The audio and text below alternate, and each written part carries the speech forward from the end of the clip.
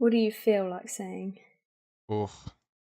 That it probably took us longer to set this up than the actual recording is going to be. This is true. We were setting up for a good 25 minutes. Bottom line, don't buy a Mac, yeah? It's true. Oh yeah, yeah.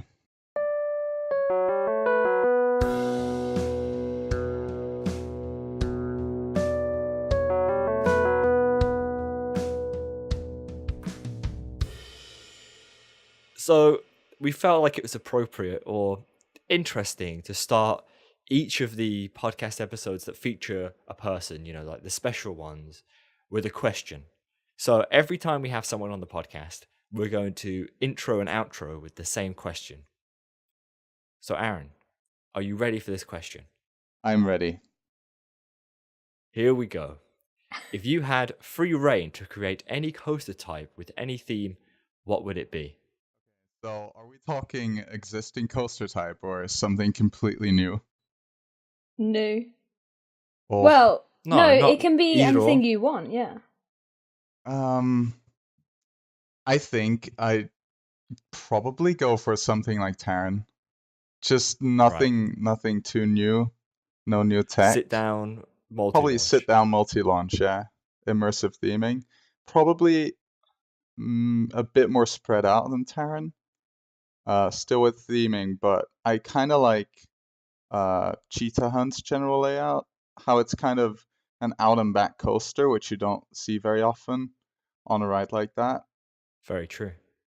I think something like that would be cool. Just having kind of Terran-esque forces, so some bank turns. Not necessarily any inversions, but maybe a Heartline roll somewhere would be nice. What about the theme? If you could choose a theme, existing or none, what would it be? Honestly, I think the medieval theme is very good to make it immersive. I think it's a very easy theme to pull off well. Any other themes? I'm not really a sci-fi guy, so I wouldn't really go with a space theme or anything. So I think a medieval-ish theme, kind of like Klugheim maybe, but more focused on maybe the city itself rather than the rockwork. Mm-hmm. I think that would be cool. So what you're telling me is you want Terran 2.0, which is bigger in every sense. Yes. And Kinda. also, can we call it Aron? Because it's like... I know, that's what I thought. When I went to Klugheim, I was like, if I could just steal those 4 letters, that would sit really nicely above my bed. Yeah. It would.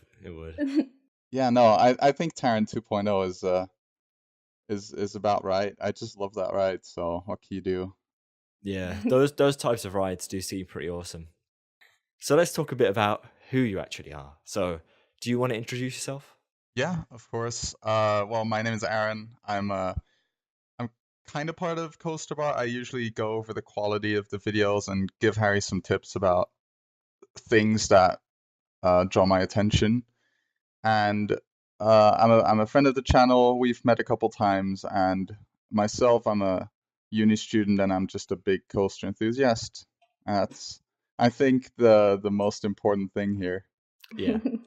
Except for me. Well, I'm yeah. becoming one, I guess. Over time, you're being exposed to it all. Mm. And one day you'll wake up and you'll be like, oh no. Yeah. What have I become? They got me. Yeah, exactly. They got me. They finally got me. I like that. Mm. So... Well, when did you meet Aaron? Well, this is what I was about to say. So, I first spoke to Aaron sometime probably like around September, October time of 2015. Yeah, I think so. Very, very early days videos wise. Yeah. Aaron would come onto the live streams. He'd go, "Oh, Harry, don't forget to do this," and then I'd forget to do that. Yeah, And he I would still does it I would be the today. annoying little brat commenting under videos. Oh, you got this wrong. Yeah, he actually was. And then I was like, "Well, this guy knows what he's doing." So we got into discussion. We played a bit of CS:GO, didn't we? At one point. Maybe like one match. Yeah, I'm pretty sure we did. We probably decided that wasn't the best thing to build our friendship on. It's true. And then no, we've just been speaking. Firstly on Skype, and now, ported over away from Skype because it's garbage, and onto Discord and other means. So yeah, it's been quite a while. And we've met up twice. You've been into the UK once, and I've been to the Netherlands once. And I'm sure we'll meet up again many times in the future. We've got many more rides to do.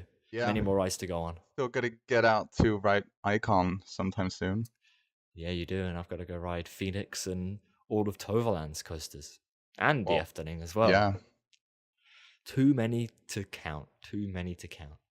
So talking about coasters, naturally, is a good segue, is how did you originally get into coasters? Well, my parents always tell me that, like, ever since I was able to, like, walk, I would be fascinated by the lights on or at the traveling fair going around town. So Okay. I would just I would be able to spend hours there, and my parents probably thought, this guy might like theme parks too. So I don't know, I don't have too many memories of when I was like really young and getting into it, but I do remember my first ride on a coaster with an inversion was back then it was called Looping Star at Slagharen. And I just remember the first ride, I had to keep my eyes closed because I was too scared. And then the second ride absolutely sold me. And that's just the point where I was like, these things are pretty cool. Yeah. So many people can say that they remember what their first ever coaster was. Yeah. But because it's scary, that's why. I have no idea. Much similar to you, Aaron, I've kind of just been brought up with it. So I can't really remember what my first roller coaster was. One of my first inverting roller coasters was probably Corkscrew Alton Towers, which probably wasn't a great one to go on. But Scarred for life. Yeah. Do you actually know what your first roller coaster was, Aaron? No, I just know my first inverting roller coaster. That's actually also the first like roller coaster memory I have. But I'm pretty sure it wasn't my first one. No. What about you, Zoe? Mine was Colossus. First ever? Well, unless you count Flying Fish, yeah. Yeah, you do count Flying Okay, Fish. Flying Fish then, great. Seriously? You didn't ride anything before going to Thorpe Park? You never... Why would I ride something before Thorpe Park? I don't know. No, I never went on the Dragon one at Legoland. Oh, actually, well, it's hard to tell which one came first because I rode Vampire, but that might not have been before Flying Fish, so... Yeah. It was either Vampire or Flying Fish, because I went on Vampire and after that I was like, no, for ages. Yeah. Like, they forced me on those two, because they're they're meant to be small ones, and then I was like, no. Well, none of them are that bad, particularly.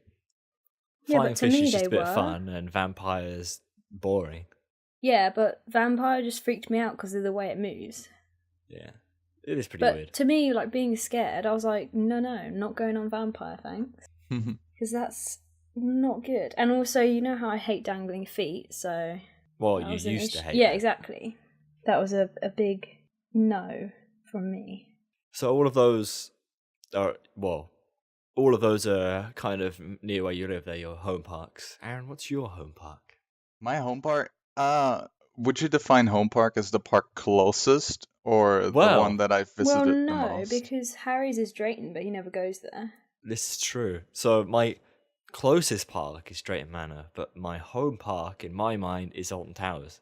Yeah. Just because I go to it a lot more. Mm-hmm. Okay, so I guess the closest to me is Drivliet, which is quite a small family park. I mean, I have been there like over 15 times in my life, but mostly just when I was a kid on school trips. So I wouldn't really call that my home park. And other than that, it would probably be a toss-up between Wallaby and Efteling. Like this year, I visited Efteling more than Wallaby, but next year it's going to be the other way around. So really, it's just those two basically. I mean, the Netherlands is a tiny country, so any park is within 2 hours of driving. That's crazy. Well, our parks aren't particularly too far away, depending on where you go. Yeah, but Thorpe's probably 3 hours from Alton. No, more than that. Yeah, 3.5. Nearly 4, probably. Okay, so what would you say is your favourite ride and then also your favourite park? if we're talking favorite roller coaster, obviously Terran, which is probably not a very surprising answer. Um, Mm. if we exclude roller coasters for a bit, I think I'm gonna say Symbolica at Efteling. I thought was very good. But I also really enjoyed Chia Pass at Phantasialand. Uh, there are a couple rides that whenever I go to a park, I must do them, and I think those two are one of the main or two of the main ones. And as for my favorite park, I think I'm gonna say Phantasialand. A couple years back, I probably would have said Europa Park, but I feel like what Phantasialand has been putting out over the last couple years is just really beating Europa Park to it. Yeah, I'd definitely agree with that. I mean, we'll be visiting Phantasyland, however you say it, very soon. It'll be interesting to see. I mean, it doesn't seem to be anywhere near the same scale as Europa Park, but it just seems to be a whole different world, if you I know what I mean. remember it being quite small. Yeah, Well, that's kind of what makes it such a fascinating park to me, because they really have such limited space that they are forced to get creative with it, and that is something that they're very good at. So it Mm. kind of makes you anticipate what they're going to do next, or like where they're going to build a new ride, because you know that they're going to have to remove something because they Yeah. simply cannot expand anywhere. at the same time, I think that's quite a. It's not a lucky position to be in, but I find that position of instead of building new things, replacing the old ones, it always brings up the quality of the park. It continuously It forces you to. it forces the park to get rid of all the old crap and build new stuff. And in that way, your view of the park, the difference between the best and the worst attractions gets thinner and thinner and thinner Mm. until you've got a theme park that's got fantastic additions all the way through. It really depends on how the park deals with the the restraints. Like my home park, the one I mentioned, Drifleet, is a tiny park. They don't have anywhere to expand, and as a solution, they just haven't built anything in like 10 years. But Phantasialand, like you said, it just keeps improving and taking down the rides that are of the lowest quality, even though they have a couple rides in there that probably are ripe for the scrap too. But I'm sure that they'll get to those in the next couple of years. Yeah. I mean, they're very much set on what they've got at the moment. They've got a huge project with Fly, you know. The that thing's going to be insane when it opens. It's very there's very much to look forward to at Fantasyland. All the time it seems, there always seems to be developments going on and they always seem to look forwards. When Terran finished building, you think that was only 2 years ago and they've been working on Fly for how long? Probably nearly a year. I think just So, over a year. But that's what makes Phantasialand. I kind of appreciate that about the park, that they really take their time with the rides. But I feel like it's also kind of maybe not something they do on purpose, but it kind of feels like because they take 2 years to build a new ride, that they're literally continuously expanding and not taking any breaks. this is true. It kind of does feel that way, doesn't it? Or at least recently it feels that way Yeah, with the additions of like Chia Pass and Terran and then this. I know there's probably something before Chia Pass as well. it really was Um, back to back to back new big expansions. yeah, Yeah, I mean, with Phantasialand's latest expansions, I think it's a park that really has put itself on the map and probably on the bucket list for a lot of overseas enthusiasts. yeah. Well, it definitely got onto my bucket list. And talking of bucket lists, what parks would you like to travel to in the future? Have you got any on your radar for the near future or ones that one day you hope to get out to? Um, well, I think my bucket list is probably never ending because a true roller Yeah, coaster well, enthusiast would go anywhere for a couple credits. But on the top would probably just be a couple of the American parks. Even though most of them are more amusement parks than theme parks, I think you just can't get around the sheer size of the roller coasters that they have. yeah. So Um, which one specifically? I think Because I always find this interesting. I do think Cedar Point will be at the top. They seem to Naturally. have such a controversial top three in there, with Millennium Force Maverick and Steel Vengeance. Just such a great lineup. And I think because I'm going on exchange next year, and I will probably try to get to the US, so that might open some possibilities of visiting some parks out there, which would be great. The only thing that's kind of annoying about the US is just the size of the country. It makes it very hard to go on like one trip to visit a lot of parks. You really Yeah, this have is Yeah. the to, thing. yeah, you really have to go back several times to be able to visit even half of the parks that they have to offer. It's just too many. Well, because I Yeah. was saying to Harry, like, which ones would you want to do? And he's like, I put them all on a map, and it was like all the wrong ends, like all the corners of the whole thing. I was like, Yeah. great. Yeah. You've got all the ones in Florida and like then Ohio and where Cedar Point is, and then you go all the way to the other side, all the way west, and you've got San Francisco and Six Flags Magic Mountain over there, all in California and that. Yeah, exactly. Yeah, either They have are to take literally like a everywhere. full year out of your life or Yeah, just exactly. try to come back every like 5 to 10 years. Yeah, And I think that Asia is getting some bucket list parks in there too. I mean, right now, I would probably wait a couple years until some parks really get more established. And yeah, it kind of has the same issue as the US by just having so many different parks all over the continent. But obviously, Tokyo Disney Sea is one of the parks that just looks phenomenal. definitely. And some of the Japanese parks maybe aren't as in they don't seem as impressive as some of as the American parks, but I do kind of want to go there just to experience what kind of Togo feels like, even just to know what the knockoffs feel like, but also just to get on Dododonpa and rides like that you won't really find anywhere else. It's a whole new world out there that you don't really often, as an enthusiast from Europe or America, you don't really think about all those rides or theme parks that are so unique and weird over in Asia.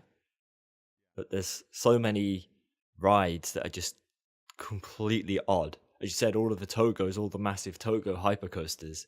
What are all they about? And it's just, as I said, a whole different genre of theme parks, all completely different experiences that I'd like to get to one day as well. Yeah, it's very interesting that I mean, you're probably experiencing this too, as we're growing older and we're visiting more parks, you set your boundaries even further, and it's just like a never-ending just urge to get out to visit new parks. And while that makes it quite an expensive hobby once you really get into it, I do think it is very exciting because it's almost impossible to visit all good parks in the world. There's always something new to explore. Definitely. And There's that's too just, many. yeah, it's just great. Like every time you go to bucket list parks, there's a different park of equal quality that will fill in its former place. Yeah, definitely. There's always more to look forward to, and parks are continuously evolving. So in that sense, there's always more to look forward to. So yeah, you're definitely right. It's an interesting world to be a part of. With a great community too, which really adds to it. Yeah. Our community is really nice with everything we've had Discord wise. Everyone in the Discord seems to be nice, and everyone talks to each other, and it's a nice, humble little community. We don't really have.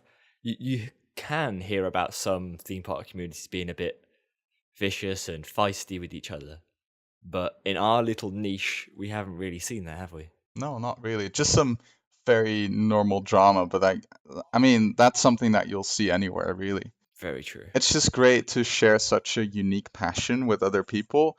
I think it makes it very easy to get in connection with someone because it's something that you really don't see that often. No, very true.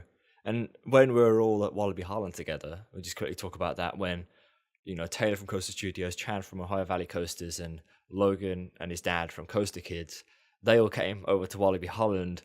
There was, what was it, six Dutch guys? 6 Dutch dudes, 1 British guy, and 4 American Yeah. people. And It within a couple was, minutes, we were just all mingling. Like, yeah, it was such an insane place to be with, not everyone in that group had spoken to each other before, whereas I was in quite a good position because I had spoken to every single person before, and I kind of generally knew every single person. But it was so great that everyone got along together so well, and there wasn't any mishaps or anything. Everyone kind of meshed together, just enjoyed the day riding roller coasters and being at such a good theme park experience like we had. So yeah, it is a fantastic time when you grab other people who have the same passion as you do, you go to a theme park and then just enjoy it, you know? Yeah. What about parks close to home? Are there any bucket list parks for you in Europe that you are yet to go to? I mean, you've done quite a lot in Europe, but Well, I definitely want to get out to Scandinavia sometime. I think the main reason I haven't yet gone there is just because Scandinavia is very expensive. Mm. But Denmark and Sweden seem to have some very good parks lined up, and just hearing from people going out there, it just looks very, very good. So that's, I think, on top of my European bucket list. Um, Other than that, there are some German parks that I'd like to visit, but they're not as high up on the list just because most of those parks only have maybe one or two rides that I'm really looking forward to. And usually it doesn't really seem worth the traveling to get all the way out for just one ride, you know? yeah, some parks are just in the middle of nowhere Exactly. and it's very difficult to go all the way just for a single ride, yeah. Yeah. And with the current expansions in Poland, obviously Lech Coaster and Hyperion, I think that those couple parks will be on my bucket list in a couple years.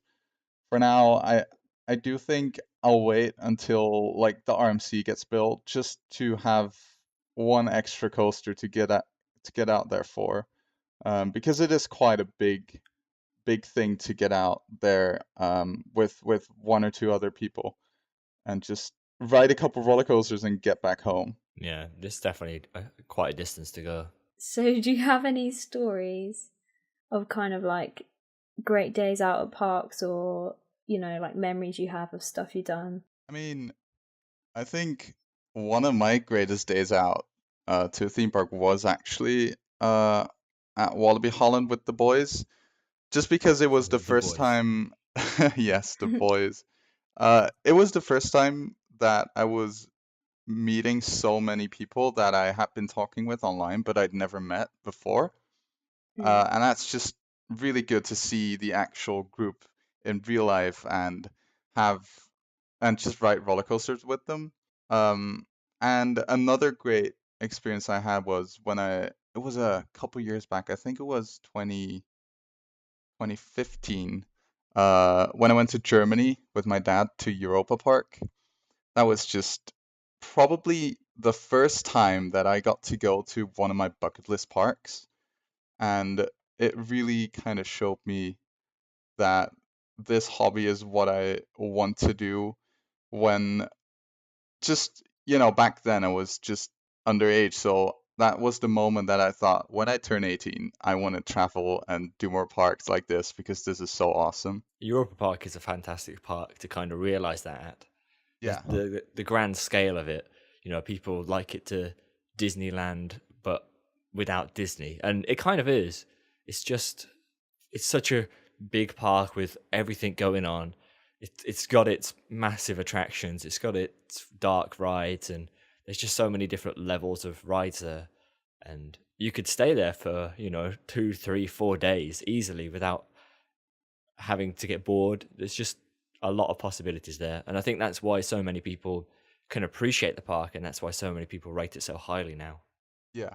I I mean, I do have some, I'm maybe not controversial, but I do feel like at some points the reputation of Europa Park is maybe a bit exaggerated. I feel like the park isn't really too revisitable. Like there weren't any rides that really just made a huge impression on me. It was more the park itself that really opened my eyes. But looking back, I probably wouldn't choose to go back there anytime soon until they have another big expansion. They do have Blue Fire Woden and Silver Star, but none of them really were were world-class coasters in my opinion, and the theming at the park was good, but I did feel like some areas were a lot more immersive than others. Even though maybe the maintenance level and the quality was pretty good all through the park, but the theming in some parts was just more visibly lacking than in others. I don't know if you experienced the same thing, Harry, when you went. Well, I was only there for a day. How long was you there for? I was there for 3 days. Yeah, so for me, it was very much like a whistle-stop tour. I rushed through all of the areas to ride all of the, well, try and ride most of the coasters, but didn't even manage to get all of the coasters. So I really didn't have that much time to fully appreciate it for what it was. So I didn't. I noticed some of the different levels of theming quality that you're talking about, especially with some rides like Eurosat and Euromir, where the theming and the queue lines are just not great at all. Yeah. But it does seem that the park is slowly making sure that the rides that aren't that great anymore are getting better. Just as Phantasyland are doing, it does seem that they are trying to boost the quality. But as you're saying with rides that blew you away, I really liked Woden as a coaster, and not everyone does. Apparently, it has quite a reputation for being bad. Some people seem to love it, others seem to not like it, whereas I really loved it. So for me, that park does have some stuff that's worth going back for. But as you said, there's not that many huge rides, and it doesn't, once you've been once, there's not a huge draw to come back if you do like riding massive coasters, just because there aren't many. And like you said, I'll probably really want to go back once they get their new edition for 2021, is it? The new huge coaster. That'll be a new draw. And I think with 4 big coasters and not just 3, the park will be a bit more revisitable. Yeah, it should be. I mean, one thing that I do really like about the park is its feeling of authenticity. Like whenever I visited Disney, it feels a lot more commercial than I would like a theme park to feel. And Europa Park really did have that good vibe of just having an honest, immersive experience. What's Gazprom all about, though? You know, Yeah, but I didn't, the I hate that. Gazprom, yeah, it might be a bit of a drawback, but it wasn't really that bad, in my opinion. Like the queue part is just weird, and I Yeah. don't know why they did it. I mean, Europa Park is a huge park. They have the money to build a ride themselves. Um, but I mean, Gazprom is a good point. But other than that, I did feel like it was a more authentic park than the likes of Disney. Yeah, I think it definitely is. They are weird to have so many brands that are connected with the ride, like Silver Star and Mercedes. Yeah, I can get behind that one, but Gazprom and whatever Woden's one is it like jeans or something? It's really odd. Wait, so they have like advertising? Well, the rides are sponsored. Blue Fire is Oh. sponsored by a Russian energy company. Silver Star is sponsored by Mercedes, and Woden is sponsored by some company that I am I googling mean, right at now. least it doesn't really show on Bowden. Like No, it doesn't. it, if a coaster is actually advertising something, then that's too bad. But on Woden, I mean, I didn't even know this. So I guess they did a good job of hiding that. It's Mustang, True Denim. Where It's does jeans, that yeah, play a it is role? Does jeans. it even play a role Wow. anywhere in the park? I have no idea. I remember seeing like 1 or 2 banners for it, but that was it. So I don't think it's heavily linked in like Blue Fire's is. But yeah, it's still there, and it's so weird. As you said, this is a park owned by Mack Rides, a theme park company, like an amusement rides company, and they have people to sponsor their rides. I find that quite odd. Why do they Yeah. need that? I don't know.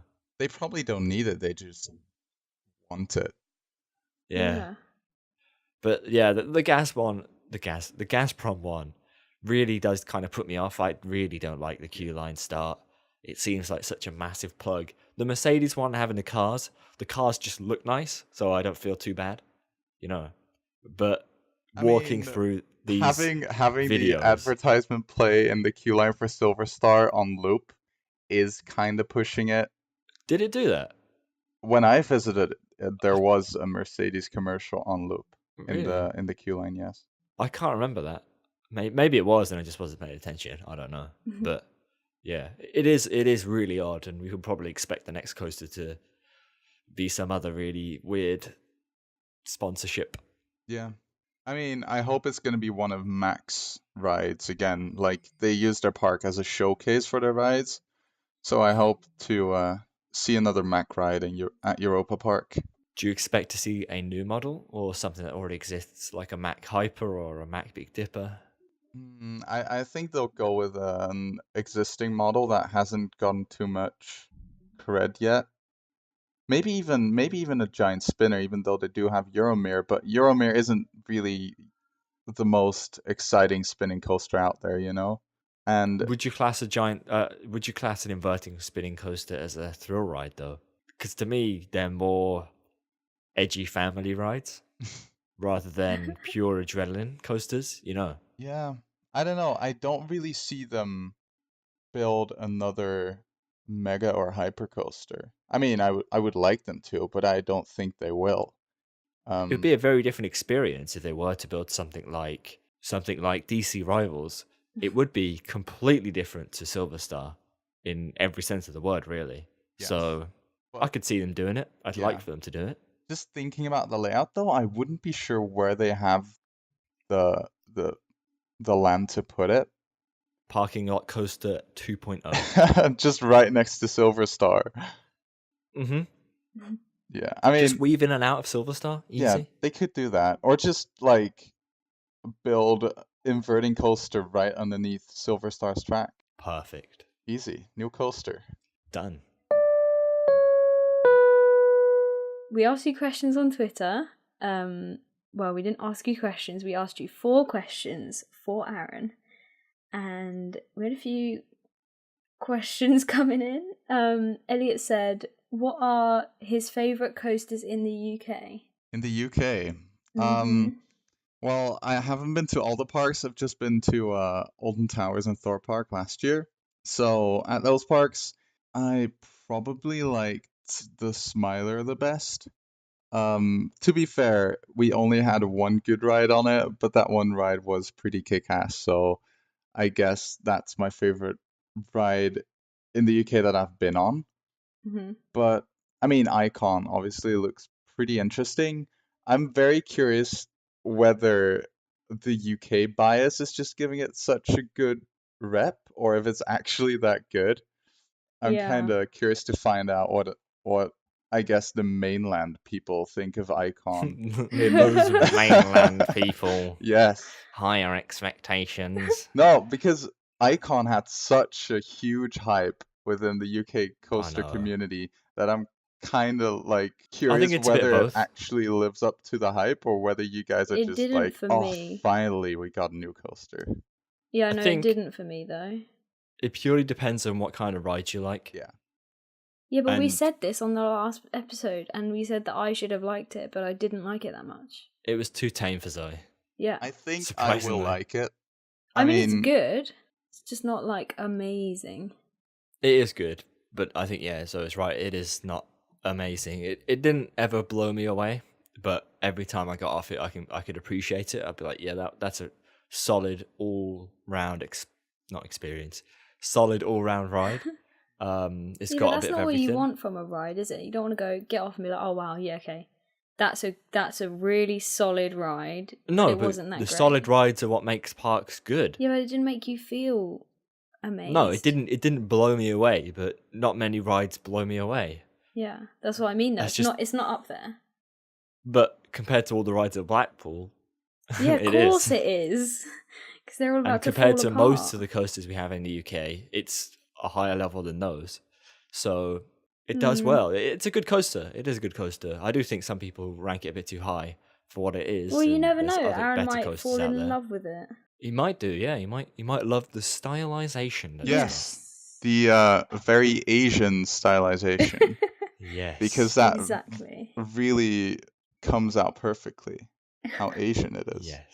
But would you guys have Super preferred a Asian. different ride from a Mac launch? Are we going with Mac? Or can we just mix it Well, up completely? no. Like, would you guys have preferred a different roller coaster type than what No, I think I Icon like is? I like it. I just wish the launch was better. Intamin. There we go. Finished. I think that sums it up pretty well. Yeah, no, it would have been if it was Intamin, right? We wouldn't have had crap launches. The whole first half wouldn't be forceless. Sorry. And I don't know. It's true. I just think it'd be better if it was Intamin. There's some really, really good parts about Icon. Yeah, there are. It's just there are just a lot of bits that are kind of not so great. But then I've heard this about Terran as well. I've heard that Terran has some lackluster parts to it. So If Terran doesn't live up to my expectations, I may cry. You do know that. Because I'm well excited. but I honestly think that Icon with punchy launches would be much better. Yeah. Hands I down. think that's fair. Make it go about 5 miles per hour faster as well. There you go, problem solved. Just for the hell of it. Okay. Jack said, what does he think is next in terms of Dutch coasters? Ooh. Well, I mean, the Efteling is getting a new coaster in 2020, but we already kind of know what it's going to be, so I won't go into that. And obviously we know Robin Hood RMCs is happening. So I think that the next park that's gonna do a for now unannounced ride is probably maybe gonna be one of the smaller parks with a smaller addition like Slagharen or Hellendoorn. But considering their recent history, they probably won't invest in anything too big. We've seen some of the sister companies invest in some Gerstlauer Infinities, so we might see that pop up somewhere else in the Netherlands. But I think Toverland might be. I mean, we know that they are planning to expand a lot more. They've got a whole kind of lake going on, and they want to expand all around that eventually. So I think that Toverland might expand. And this is something that Harry and I have talked about on stream a little bit. I think that Toverland might want to look into getting a new area with some more flat rides. Right now, it's a park that really has. They have a couple themed areas, but all of them only have 2 or 3 rides, which really isn't enough to fill a full day at the park with.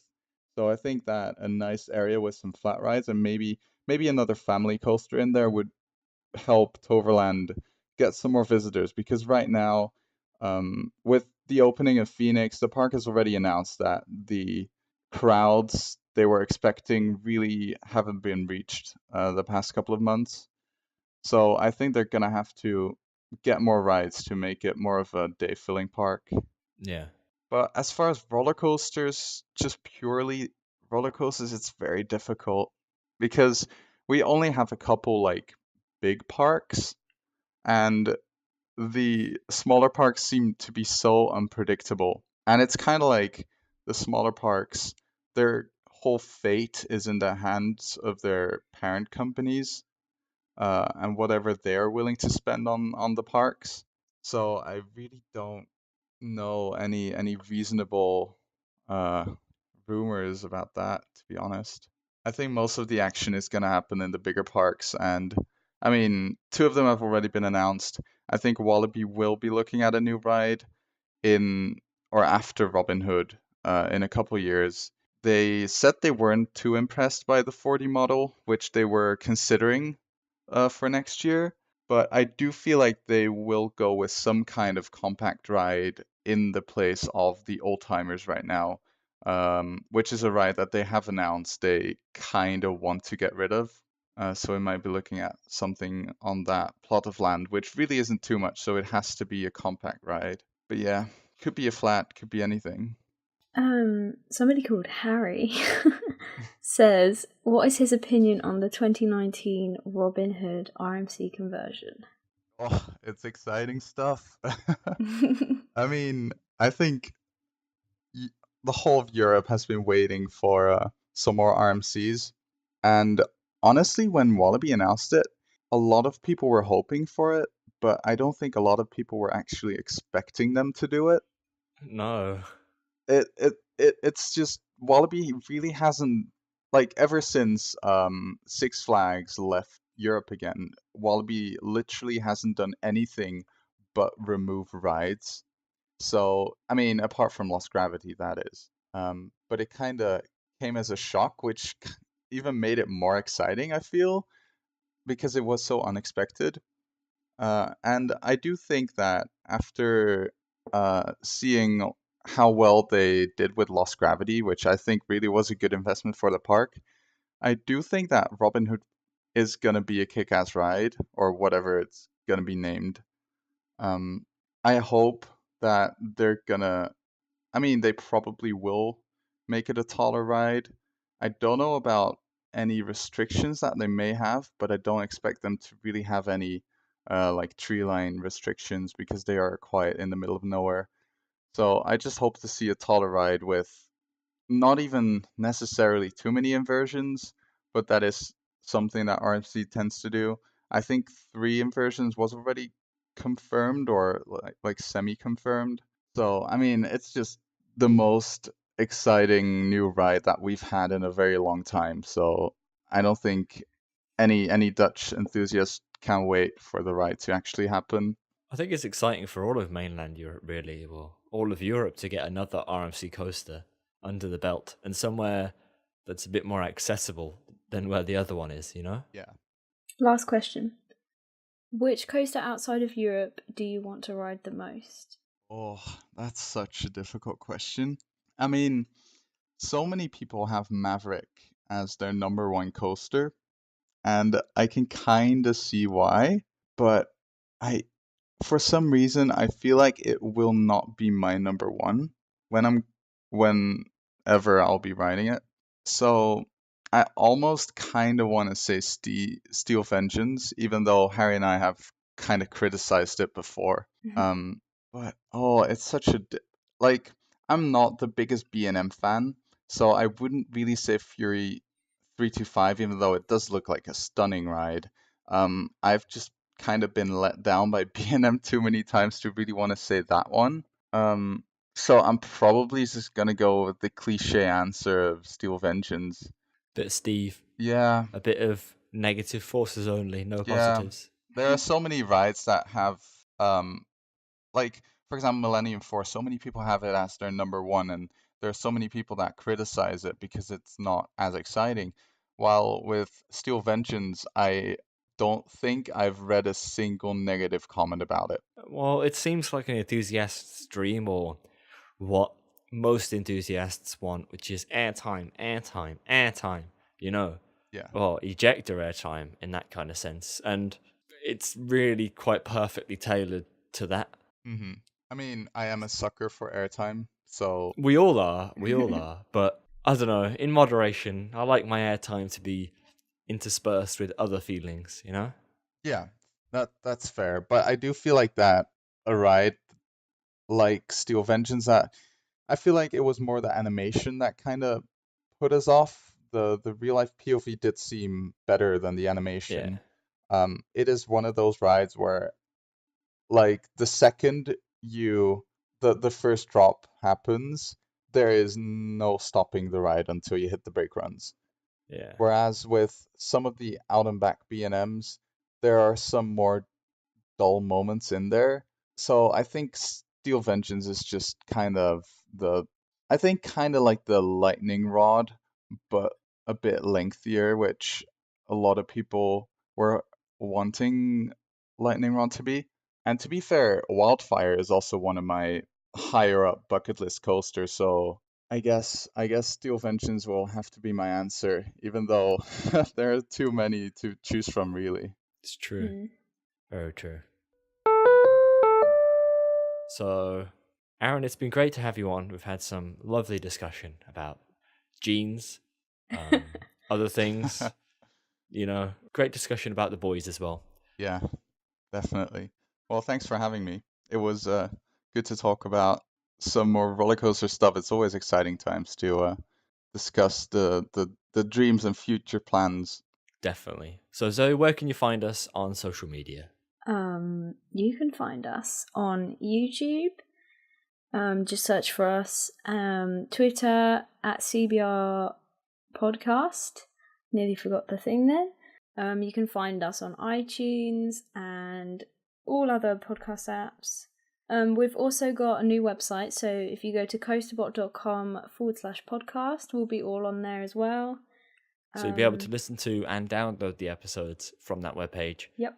Or iTunes, whatever you prefer. And that's about it, really. So to finish it all off, Aaron, we're going to ask you one last question.